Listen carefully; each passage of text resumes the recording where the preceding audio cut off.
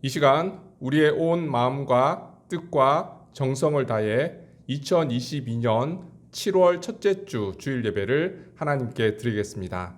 다 같이 찬송가 37장 찬양 드리겠습니다.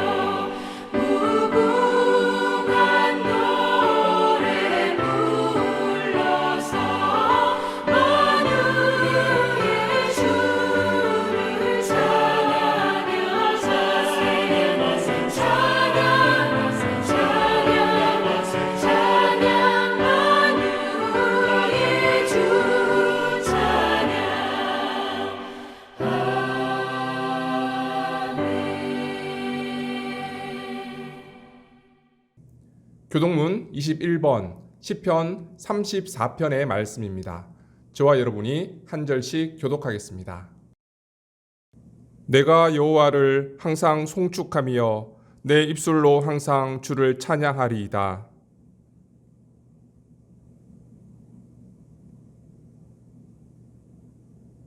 나와 함께 여호와를 광대하시다 하며 함께 그의 이름을 높이세.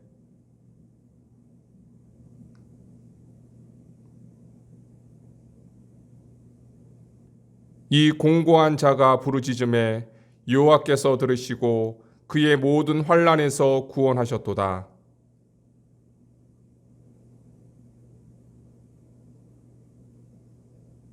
너희는 여호와의 선하심을 맛보아 알지어다.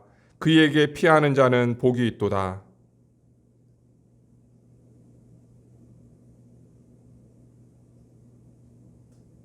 젊은 사자는 궁핍하여 줄일지라도 여호와를 찾는 자는 모든 좋은 것에 부족함이 없으리로다. 아멘. 다 같이 사도신경하심으로 우리의 신앙을 고백하겠습니다. 나는 전능하신 아버지 하나님, 천지의 창조주를 믿습니다. 나는 그의 유일하신 아들, 우리 주 예수 그리스도를 믿습니다. 그는 성령으로 잉태되어 동정녀 마리아에게서 나시고 본디오 빌라도에게 고난을 받아 십자가에 못 박혀 죽으시고 장사된 지 사흘 만에 죽은 자 가운데서 다시 살아나셨으며 하늘에 오르시어 전능하신 아버지 하나님 우편에 앉아 계시다가 거기로부터 살아있는 자와 죽은 자를 심판하러 오십니다. 나는 성령을 믿으며 거룩한 공교회와 성도의 교제와 죄를 용서받는 것과 몸의 부활과 영생을 믿습니다. 아멘. 찬송가 191장 함께 찬양 드리겠습니다.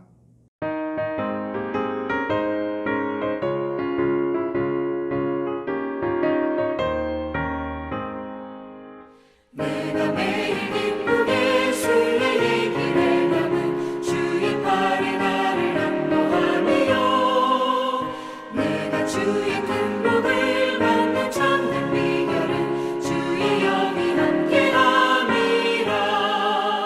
성령이 계시네 할렐루야 함께하시네. 좁은 길을 걸으며 기뻐하는 것 주의 영이 함께함이라. 저는 죄에 빠져서 평안함이 없을 때 예수 십자가의 공로 힘입어 그 발 아래 엎드려 참된 평화 얻음은 주의 영이 함께함이라. 성령이 계시네 할렐루야 함께하시네. 좁은 길을 걸으며 만나 기뻐하는 것 주의 영이 함께함이라. 나와 동행하시고 모든 염려하시니 나는 숲의 새와 같이 기쁘다. 내가 기쁜 마음으로 주의 뜻을 행하면 주의 영이 함께함이라. 성령이 계시네 할렐루야 함께하시네. 좁은 길을 걸으며 만나 기뻐하는 것 주의 영이 함께함이라. 세상 모든 욕망과 나의 모든 정욕은 십자가에 이미 못을 박았네. 어두운 밤이 지나고 무거운 짐 벗으니 주의 영이 함께함이라. 성령이 계시네 할렐루야 함께하시네. 좁은 길을 걸으며 만나 기뻐하는 것 주의 영이 함께함이라.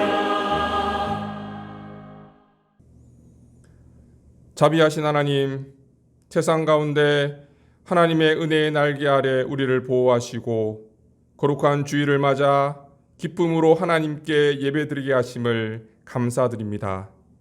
아벨의 제사처럼 온 마음과 정성을 다해 삶의 예배를 하나님께 올려드리오니 우리의 예배를 흠량하시고 하나님 홀로 영광 받으시옵소서. 이 예배를 통해 하나님과 깊은 영적인 만남이 이루어지게 하시고 하늘의 신령한 은혜를 맛보는 시간이 되게 하여 주옵소서. 한 주간의 우리의 삶을 돌이켜봅니다. 세상 속에서 주님만 바라보고 의지하는 삶을 살지 못했음을 고백합니다. 주님을 닮기보다 세상을 바라보며 세상을 탐했던 우리들의 마음을 성령의 불로 태우시고 우슬초로 우리의 심령을 정결케 하여 주옵소서.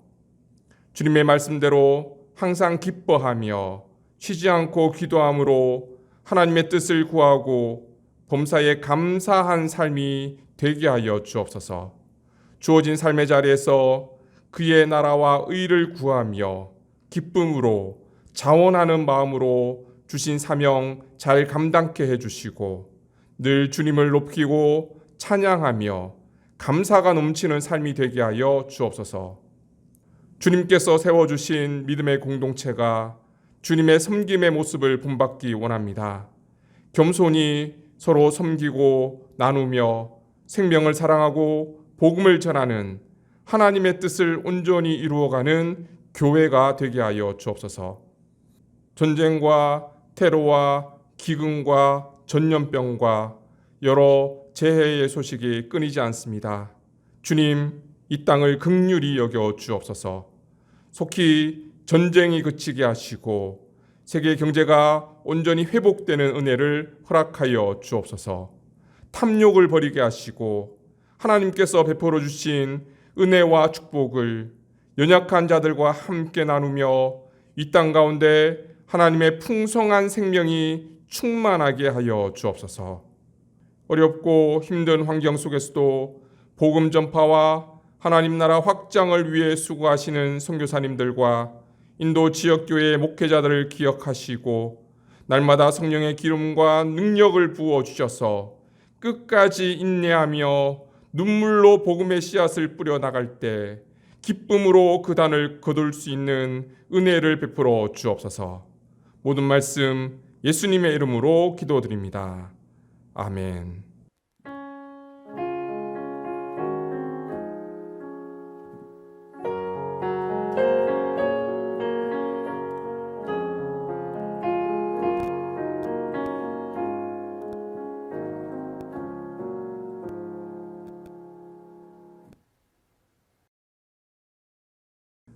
하나님께서 오늘 우리에게 주시는 말씀은 사사기 9장 50절에서 57절까지의 말씀입니다. 이제 하나님의 말씀을 받들어 봉독하겠습니다. 아비멜렉이 데베스에 가서 데베스에 맞서 진치고 그것을 점령하였더니 성읍 중에 견고한 망대가 있으므로 그 성읍 백성의 남녀가 모두 그리로 도망하여 들어가서 문을 잠그고 망대 꼭대기로 올라간지라. 아비멜렉이 망대 앞에 이르러 공격하며 망대의 문에 가까이 나아가서 그것을 불사르려 하더니 한 여인이 맷돌 윗짝을 아비멜렉의 머리 위에 내려 던져 그의 두개골을 깨뜨리니 아비멜렉이 자기 무기를 든 청년을 급히 불러 그에게 이르되 너는 칼을 빼어 나를 죽이라. 사람들이 나를 가리켜 이르기를 여자가 그를 죽였다 할까 하노라 하니 그 청년이 그를 찌르매 그가 죽은지라.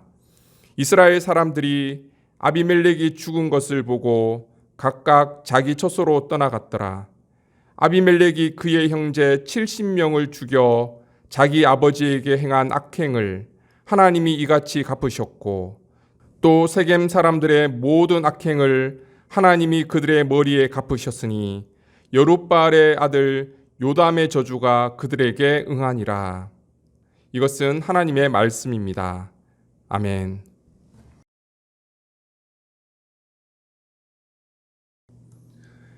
이전에 사사기 전반부에 관한 말씀을 함께 나누었었는데요. 오늘부터는 사사기 후반부에 관한 말씀을 나누면서 사사기를 정리해 보도록 하겠습니다. 사사시대를 가장 잘 표현해주는 구절이 있었죠. 왕이 없으므로 각기 자기 소견에 오른 대로 행하였더라. 왕이 없었기 때문에 자기의 소견대로, 자기의 생각대로, 자기의 마음대로 살았던 시대가 사사시대였다는 거예요.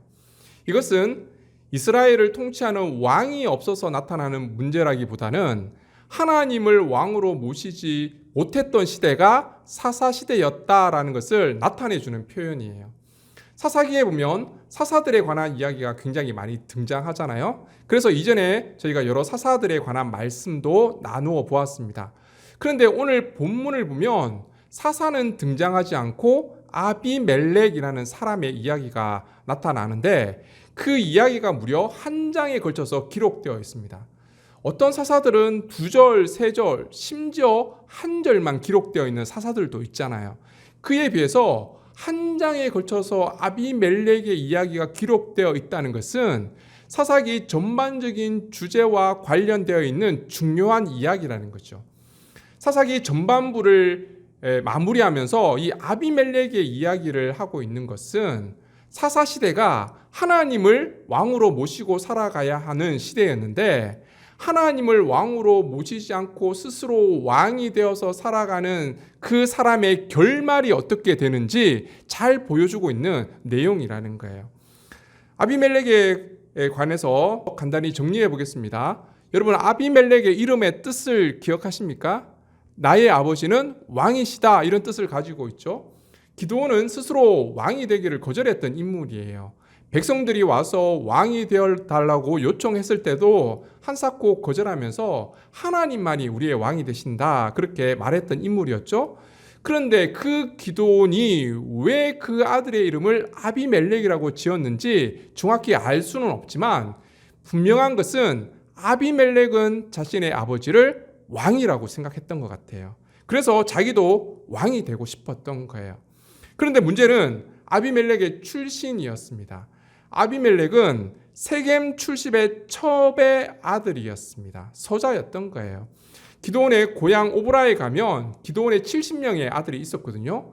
그래서 그런 사람들과 왕위 경쟁을 할 수가 없었던 거예요. 그래서 어떻게 합니까? 아비멜렉은 어머니의 고향 세겜 사람들을 찾아가서 이렇게 말을 합니다.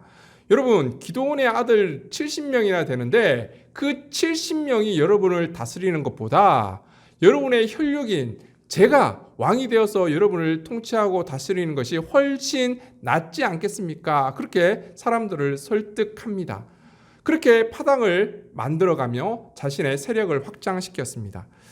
그런데 더 심각한 문제는 이 파당의 힘이 어디서 왔냐는 거예요. 9장 4절에 보면 이런 말씀이 있습니다. 같이 한번 읽어보겠습니다. 바알불이 신전에서 은 70개를 내어 그에게 주매 아비멜렉이 그것으로 방탕하고 경박한 사람들을 사서 자기를 따르게 하고 세겜 사람들의 세력의 근간이 바알불이 신전이었다는 거예요. 바알불이라는 뜻이 바알과의 언약이라는 뜻이거든요. 즉 세겜 사람들은 하나님을 왕으로 모시고 하나님을 섬겼던 사람이 아니라 바알을 주인으로 모시고 바알과 언약을 맺고 계약을 맺고 바알을 섬겼던 사람이라는 거예요. 그 사람들이 바알 신전에서 은 70개를 가져와서 아비멜렉에게 내어줍니다. 아비멜렉은 그 돈을 가지고 어디로 가냐면 방탕하고 경박한 사람들을 찾아가서 그들을 돈으로 매수합니다. 오늘날로 표현하면 조직 폭력배를 돈으로 샀던 거예요. 그래서 어떻게 합니까? 5절 6절 말씀이에요. 오브라에 있는 그의 아버지 집으로 가서 여룻바알의 아들 곧 자기 형제 70명을 한 바위 위에서 죽였으되 다만 여룻바알의 막내 아들 요담은 스스로 숨었으므로 남으니라. 세겜의 모든 사람과 밀로 모든 족속이 모여서 세겜에 있는 상수리 나무 기둥 곁에서 아비멜렉을 왕으로 삼으니라. 결국 아비멜렉은 조폭을 동원해서 자신의 형제 70명을 다 죽이고 세겜 사람들과 바알신을 자기 세력으로 삼고 결국 왕이 돼요. 사사시대에 아비멜렉이 왕이 되었다는 것은 무엇을 의미합니까? 하나님을 왕으로 모시기를 거부했다는 거죠. 결국 하나님과 전면전을 치르겠다는 거예요. 세겜 사람들 역시 하나님의 통치를 거부하고 바알신을 섬기고 있었던 만큼 혈연 관계에 있었던 아비멜렉이 왕이 되면 자신들도 큰 권력을 쥐게 될 것이다. 그렇게 기대했던 것 같습니다. 서로의 이해관계가 맞아떨어져서 아비멜렉은 왕이 되어서 3년 동안 통치하게 됩니다. 그런데 권력을 잡게 되면 사람이 변한다고 하죠. 실제 사람이 권력을 잡게 되면 뇌가 변한다는 주장이 있습니다. 권력을 쥐게 되면 도파민과 테스토스테론이라는 호르몬 분비가 활성화된다고 해요. 그래서 이안 로버트슨 교수는 승자의 뇌라는 책에서 이렇게 말합니다. 권력을 쥐게 되면 타인에 대한 공감 능력이 떨어지고 두려움을 잘 느끼지 못하고 세상을 무서워하지 않고 자신이 세상을 다 가진 것처럼 느끼면서 더 큰 쾌감을 얻기 위해 권력을 휘두르게 된다. 아비멜렉이 그랬던 것 같아요. 하지만 문제가 생겼습니다. 22절 말씀입니다. 아비멜렉이 이스라엘을 다스린 지 3년에 그렇게 아비멜렉은 왕이 되어서 3년 동안 권력을 휘두르게 됩니다. 그런데 문제가 있어요. 여기에 다스린다라는 단어가 왕의 통치, 다스림을 의미하는 단어가 아니라 일부 지역을 다스린다라는 의미를 가지고 있는 단어예요. 즉 아비멜렉은 이스라엘 전체를 다스리는 왕이 되었던 것이 아니라 일부 지역, 세겜이나 밀로 지역 정도만 다스리는 왕이 되었다는 뜻이에요. 문제는 아비멜렉이 일부 지역만 다스리다 보니까 세겜 사람들에게 전혀 혜택이 가지 않았다는 거예요. 오히려 더 많은 세금을 감당해야 했고 권력의 맛을 느낀 왕의 폭정 때문에 세겜 사람들의 불만이 더 쌓여갔다는 거예요. 그래서 세겜 사람들이 어떻게 합니까? 세겜 사람들이 산들의 꼭대기에 사람을 매복시켜 아비멜렉을 엿보게 하고 그 길로 지나는 모든 자를 다 강탈하게 하니 어떤 사람이 그것을 아비멜렉에게 알리니라. 아비멜렉을 엿보게 했다는 것은 대항했다는 의미예요. 세겜 사람들이 아비멜렉에게 대항하면서 세금도 강탈하고 강도짓을 통해서 범죄율도 높이고 치안을 불안하게 만들었다는 거예요. 왜 그랬을까요? 아비멜렉에게 가는 자금줄도 끊고 또 치안이 불안하고 범죄율이 높아지면 그 원망이 누구에게 향할까요? 당연히 왕에게 향하겠죠. 그래서 더 많은 사람들이 왕에 대한 불만을 갖기를 원했던 것 같습니다. 그러던 중 불길에 기름을 붓는 사건이 발생합니다. 에베스의 아들 가알이라는 사람이 그의 형제들과 함께 세겜에 나타납니다. 오늘 본문 26절 말씀입니다. 같이 한번 읽겠습니다. 에베스의 아들 가알이 그의 형제와 더불어 세겜에 이르니 세겜 사람들이 그를 신뢰하니라. 에벨의 아들 가알이 누구인지 정확하게 알 수는 없지만 몇 가지 정보를 통해서 추적해 볼 수는 있을 것 같습니다. 먼저 세겜에 이르렀다 그렇게 표현하고 있죠. 여기서 이른다라는 단어는 한쪽 지역에서 다른 지역으로 건너간다 이런 의미를 가지고 있거든요. 그래서 가알과 그의 형제들은 세겜 사람들이 아니라 세겜 출신이 아니라 타지에서 세겜으로 건너온 타지 사람들이다라는 사실을 우선 알 수가 있습니다. 그리고 신분을 추적하는 데 있어서 이름도 굉장히 중요한 의미를 지니고 있거든요. 가알은 에베스의 아들 그렇게 소개하고 있습니다. 에베드는 종, 노예, 하인 이런 의미를 가지고 있어요. 그래서 종, 노예 출신이구나라는 사실을 좀 추측해 볼 수가 있습니다. 고대에도 로마의 스파르타쿠스처럼 노예 반란이 일어났을 가능성이 좀 많이 있을 것 같아요. 그래서 노예들이 반란을 일으켜서 세를 형성하게 되고 세겜 지역으로 이주해 왔을 가능성도 있습니다. 또 다른 가능성은 초기에 많은 사본에서 가알의 아버지의 이름을 에베드가 아니라 에베르라고 기록하고 있거든요. 드르가 히브리 알파벳에 보면 굉장히 비슷해요. 우리나라 글자 기역자하고 비슷한데요. 기역자를 직각으로 쓰느냐 아니면 조금 둥글게 쓰느냐 그 차이예요. 그런데 많은 초기 사본에서는 에베드가 아니라 에베르라고 기록하고 있어요. 이 에베르는 앞서 이르다와 거의 비슷한 의미를 가지고 있어요. 어디를 건너가다 이런 의미를 가지고 있거든요. 그래서 가알의 아버지는 늘 지역을 건너다니는 사람, 그래서 무역을 했던 사람이거나 아니면 지역을 다니면서 많은 물건을 약탈했던 사람이거나 그럴 가능성이 있을 것 같습니다. 아무튼 가알이 노예 출신이든 무역을 하던 사람이든 약탈을 하던 사람이든 그 형제들과 왔다라는 표현을 보면 나름 큰 세력을 가지고 있었던 그런 사람들인 것 같아요. 이 가알이 세겜에 들어와서 자리를 잡으면서 사람들의 신뢰를 얻게 되는데요. 가알은 왕에 대한 세겜 사람들의 불만을 정말 잘 이용한 것 같아요. 오늘 본문 27절 말씀이에요. 같이 한번 읽어보겠습니다. 그들이 밭에 가서 포도를 거두어다가 밟아 짜서 연회를 베풀고 그들의 신당에 들어가서 먹고 마시며 아비멜렉을 저주하니. 포도를 수확하는 시기에 축제를 연 것 같죠. 당시 모든 축제는 종교와 관련이 있으니까요. 신당에 들어가서 제사도 드리고 마을에 잔치를 베풀었던 것 같아요. 마을 사람들이 춤도 추고 노래도 하고 또 술도 마시고 이러다 보니 술 한 잔 들어가니 자신의 속마음이 터져 나온 거예요. 아비멜렉에 대한 불만이 계속해서 터져 나오니까 그 이야기를 듣고 있던 가알이 아비멜렉을 저주하면서 이런 말을 해요. 28절 29절 말씀입니다. 같이 한번 읽겠습니다. 에베스의 아들 가알이 이르되 아비멜렉은 누구며 세겜은 누구이기에 우리가 아비멜렉을 섬기리요 그가 여룻바알의 아들이 아니냐 그의 신복은 수불이 아니냐 차라리 세겜의 아버지 하몰의 후손을 섬길 것이라 우리가 어찌 아비멜렉을 섬기리요.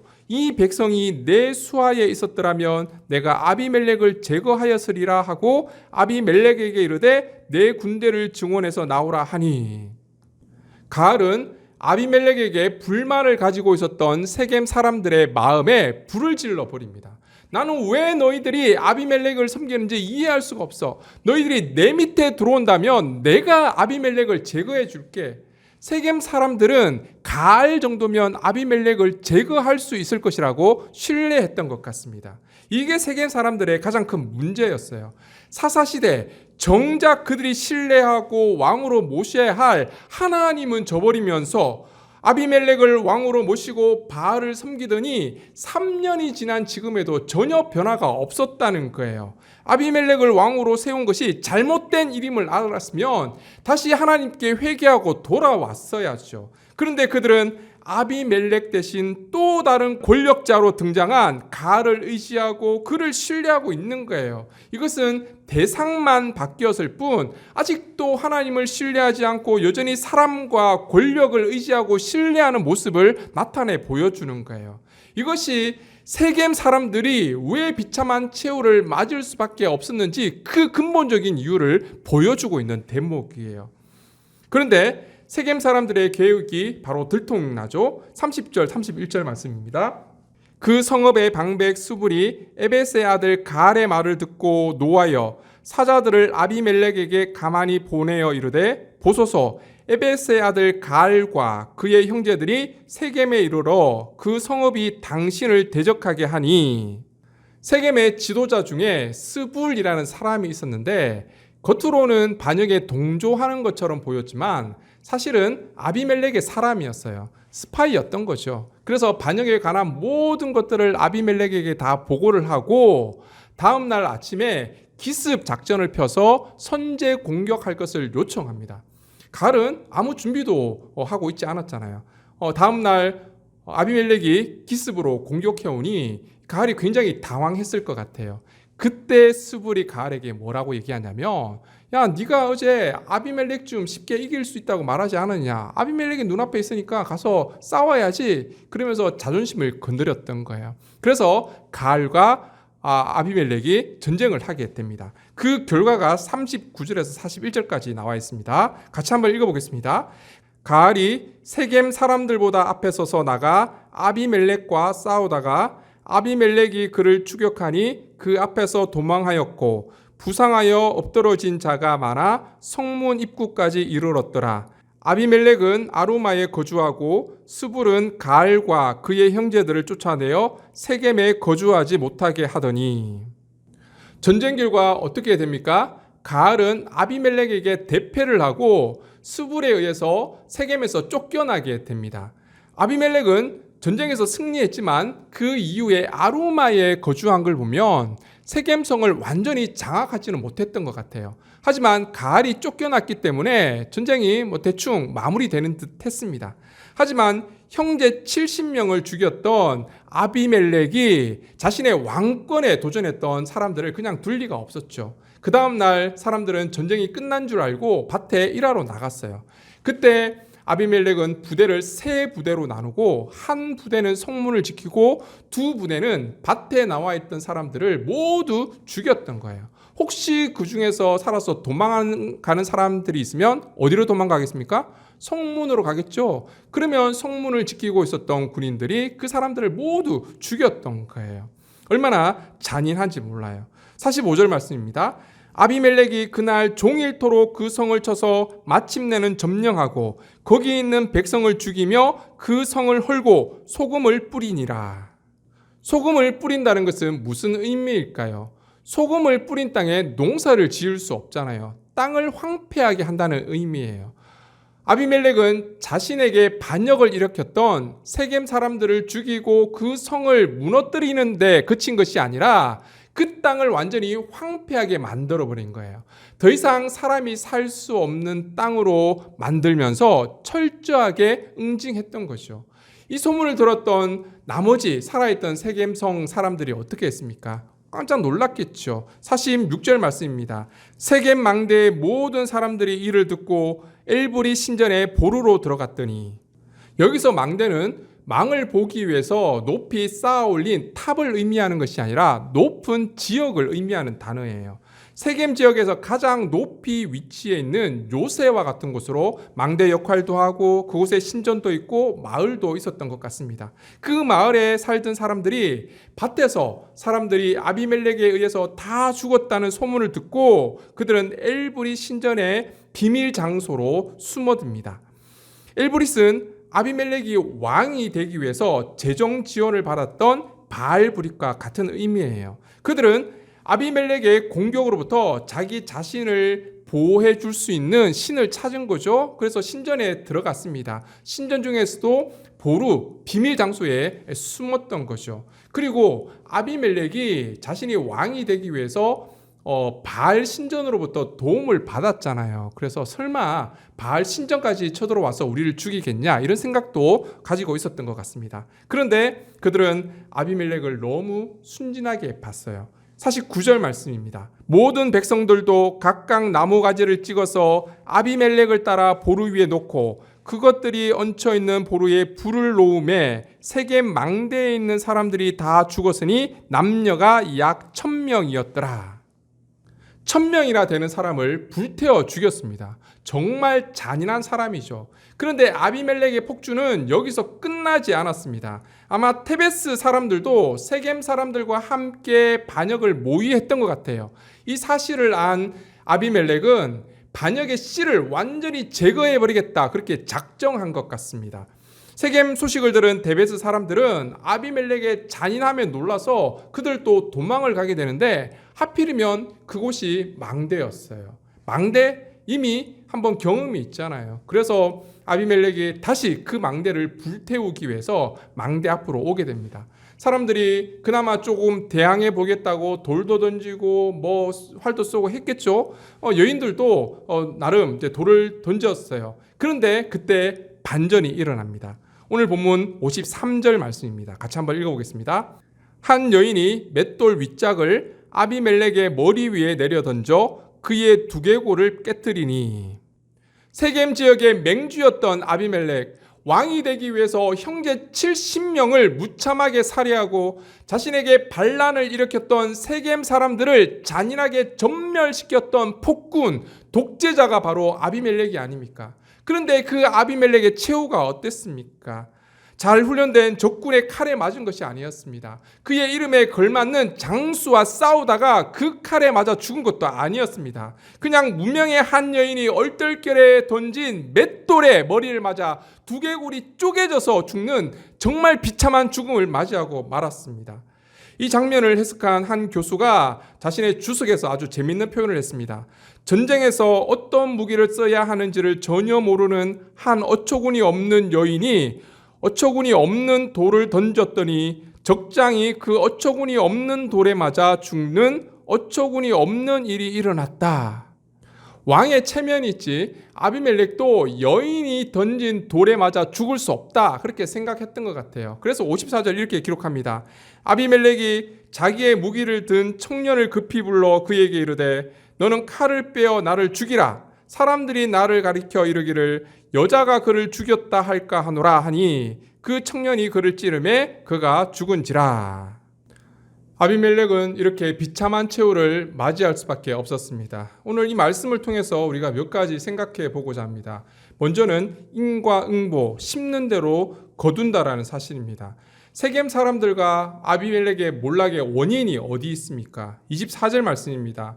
이는 여룻바알의 아들 70명에게 저지른 포악한 일을 갚되 그들을 죽여 피 흘린 죄를 그들의 형제 아비멜렉과 아비멜렉의 손을 도와 그의 형제들을 죽이게 한 세겜 사람들에게 돌아가게 하심이라.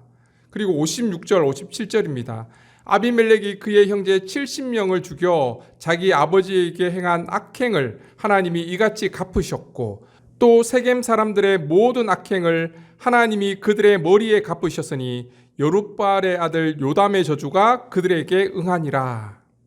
아비멜렉이 형제 70명을 죽이고 왕이 되는데 협력했던 악한 세겜 사람들과 아비멜렉의 악행에 대해서 하나님께서 심판하심을 강조하고 있는 내용입니다. 악의 연대는 결코 성공할 수가 없습니다. 결국 뿌린 대로 거두게 되어 있는 것이 하나님의 법칙입니다. 두 번째는 스스로 머리가 되고자 했던 자의 최후를 보여주고 있습니다. 세상의 부와 권력은 한순간이라는 거죠. 한 여인이 던진 맷돌에 의해서 그의 머리가 깨어짐으로 그의 권력은 한순간에 사라지고 말았습니다. 여인이 맷돌을 던졌는데 그것이 왜 아비멜렉의 머리에 맞았겠습니까? 나중에 사람들이 어떻게 생각하겠습니까? 결국 하나님께서 하신 일입니다 라고 고백할 수밖에 없다는 것이죠. 하나님은 머리가 되고자 했던, 스스로 왕이 되고자 했던 그 사람의 머리를 짓밟아 버리셨습니다. 아비멜렉은 머리가 되고 왕이 되고자 했습니다. 하지만 정작 우리의 왕은 누구여야 합니까? 하나님이 우리의 왕이 되어야 하는데 스스로 왕의 자리에 머리에 올랐던 그 아비멜렉에 대해서 하나님께서는 철저히 심판하시면서 그의 머리를 돌로 깨어버리셨다는 사실입니다. 정말 대단해 보이는 세상의 권력도 사실 얼마나 허무한 것입니까? 아비멜렉의 권력이 한 여인이 던진 돌에 의해서 결국 다 박살나고 말았습니다. 세상 권력, 이 땅의 권력 정말 대단해 보이지만 한 여인이 던진 돌에 의해서 무너질 만큼 보잘것없는 것임을 보여주는 거예요. 이것이 바로 세상 권력의 실체입니다. 그래서 우리는 세상 권력을 의지하고 세상 권력을 추구하고 살아가는 것이 아니라 하나님을 왕으로 모시고 살아가는 삶을 살아야 한다는 것입니다. 세 번째, 하나님의 통치를 받지 않는 자의 삶의 모습을 보여주고 있습니다. 23절 말씀에 이렇게 기록되어 있습니다. 같이 한번 읽어보겠습니다.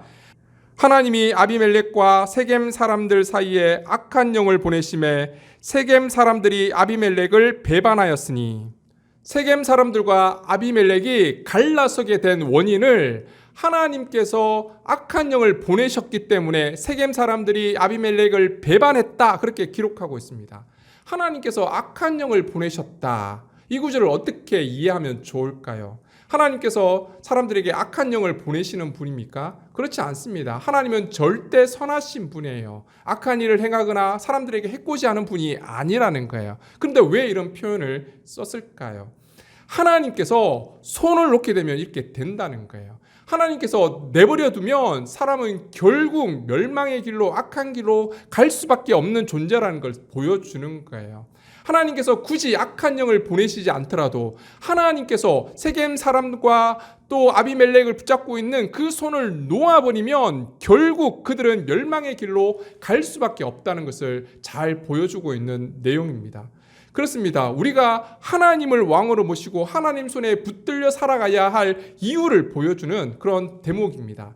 하나님의 통치를 받지 않는 인생은 결국 멸망의 길로 또 죽음의 길로 걸어갈 수밖에 없다는 사실입니다. 어느 유명한 화가가 임종 직전에 암호 종이에다가 그림을 그렸다고 한번 가정해 봅시다.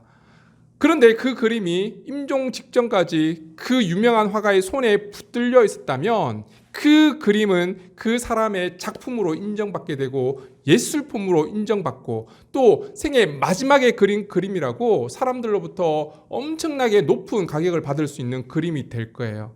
하지만 제가 죽기 직전에 그림을 그리다가 죽었다고 생각해 보십시오. 그 그림이 무슨 의미가 있을까요? 그 그림은 그냥 쓰레기처럼 쓰레기통에 버려질 수밖에 없다는 거예요.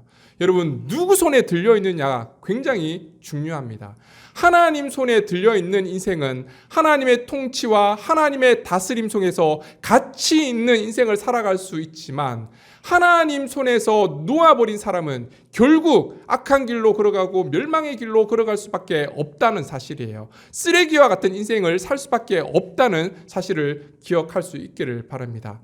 사랑하는 성도 여러분, 오늘 말씀을 통해서 사사시대, 하나님을 왕으로 모시고 살아가는 시대가 바로 오늘의 시대임을 우리는 기억해야 할 것 같습니다. 오늘 우리에게 주어진 이 삶의 사명을 감당하기 위해서 우리는 하나님 손에 붙들려 있어야 합니다. 여러분, 하나님을 왕으로 모시고 하나님 손에 붙들려서 가치 있는 인생, 하나님의 사명을 감당하는 인생, 하나님께 영광 돌릴 수 있는 귀한 인생을 살아갈 수 있는 저와 여러분이 되시기를 주님의 이름으로 축원합니다. 기도드리겠습니다. 거룩하신 하나님, 사사시대와 같은 오늘날 우리는 무엇을 추구하며 살아가고 있습니까? 아비멜렉처럼 세상 권력을 탐하고 물질을 탐하고 세상 것을 추구하고 살아가고 있지는 않습니까? 우리의 가치는 하나님 손에 달려 있다는 사실을 깨닫게 하시고 하나님을 왕으로 모시고 이 땅 가운데 주신 사명을 감당하며 하나님의 뜻을 이루어가는 귀한 삶을 살아갈 수 있도록 축복하여 주옵소서. 모든 말씀 예수님의 이름으로 기도드립니다. 아멘.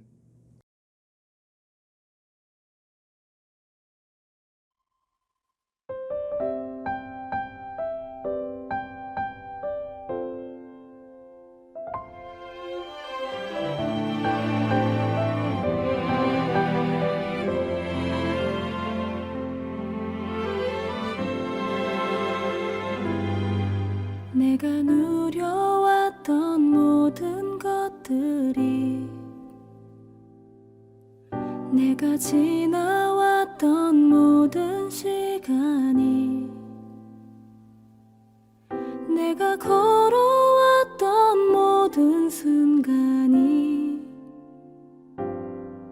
당연한 것 아니라 은혜였어. 아침 해가 뜨고 저녁에 노을 봄의 꽃향기와 가을의 열매 변하는 계절의 모든 순간이 당연한 것 아니라 은혜였어. 모든 것이 은혜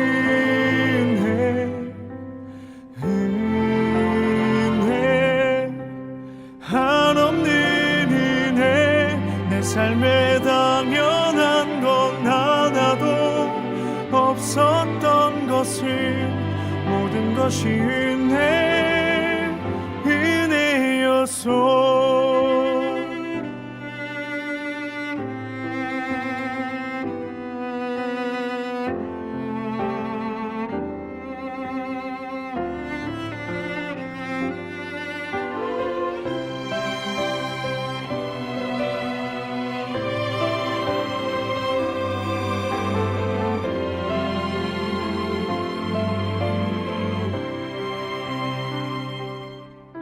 내가 이 땅에 태어나 사는 것 어린아이 시절과 지금까지 숨을 쉬며 살며 꿈을 꾸는 삶 당연한 것 아니라 은혜였소. 내가 하나님의 자녀로 살며 오늘 찬양하고 예배하는 삶 복음을 전할 수 있는 축복이 당연한 것 아니라 은혜였소. 모든 것이 은혜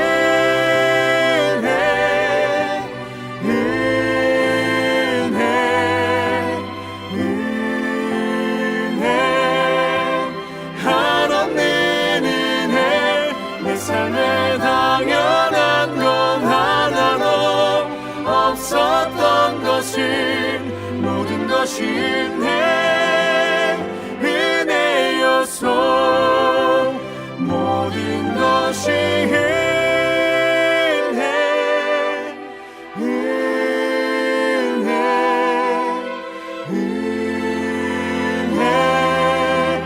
한없는 은혜 내 삶에 당연한 건 하나도 없었던 것을 모든 것이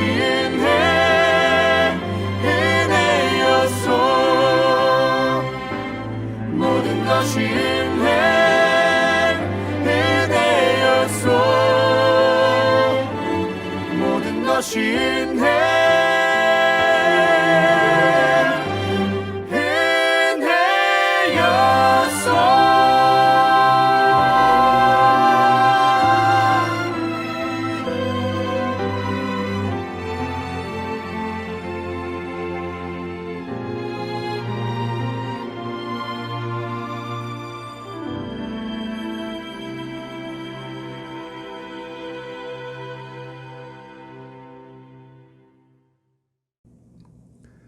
은총의 하나님, 우리를 주님의 백성으로 삼아 주시고 언제나 우리를 주목하시며 하나님의 신실하심으로 우리를 지키시고 인도해 주심을 감사드립니다. 부족하지만 우리의 삶을 통해서 하나님의 사랑을 나누게 하시고 험한 세상 속에서 더욱 하나님을 의지하며 하나님을 왕으로 모시며 살아가는 삶이 되게 하여 주옵소서. 이 시간 한 주간 베풀어 주신 하나님의 은혜와 사랑에 감사하며 우리의 마음과 정성을 다해 준비한 예물을 우리의 삶과 함께 올려드립니다. 과부의 두렙돈과 같이 주님 기뻐 받아주시고 우리의 믿음의 삶이 하늘의 보화를 쌓아가는 삶이 되게 하여 주옵소서. 드려진 예물이 세상에 흘러갈 때에 주님의 몸된 교회를 세우고 이웃을 섬기며 생명을 살리는 하나님 나라 사역을 위해 사용될 수 있도록 축복하여 주옵소서. 새로운 한 주간도 주님과 동행하는 삶을 살아가기 원합니다.